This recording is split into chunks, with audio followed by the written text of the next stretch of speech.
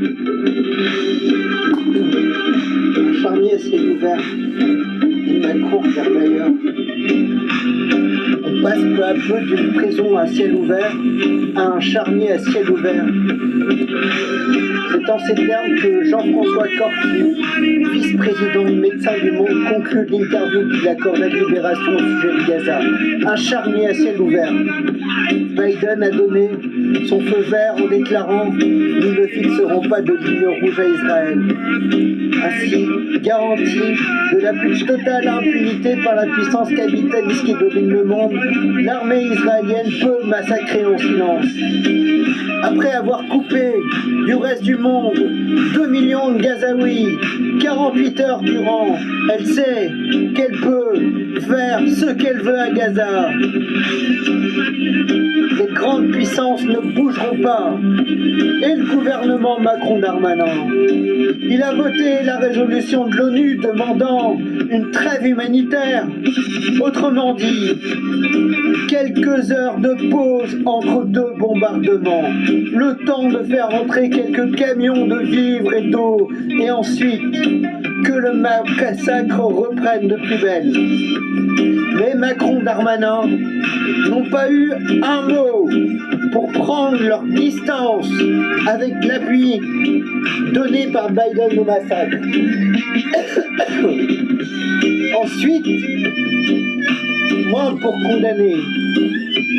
Ce silence du gouvernement est lourd d'un soutien de fait à l'intervention.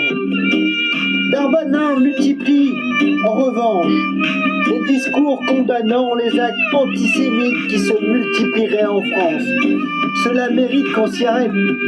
Les actes antisémites sont évidemment inacceptables et stupides.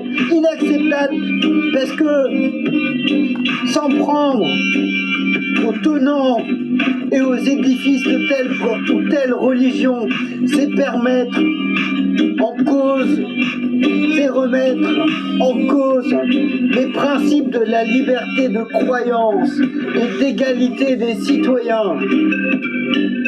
Quelle que soit leur opinion et leurs engagements, stupides, parce que les personnes d'origine juive ne portent aucune responsabilité dans la politique de l'État d'Israël.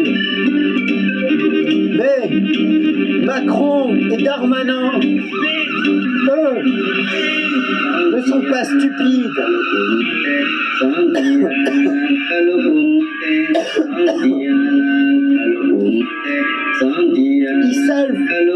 Ils savent ce qu'ils font avec leur politique de 2 poids 2 mesures qui autorise à Paris les manifestations pro-Netanyahou, drapeau israélien en tête, et qui interdit les manifestations en défense du peuple palestinien. Ils savent ce qu'ils font en soufflant sur les braises.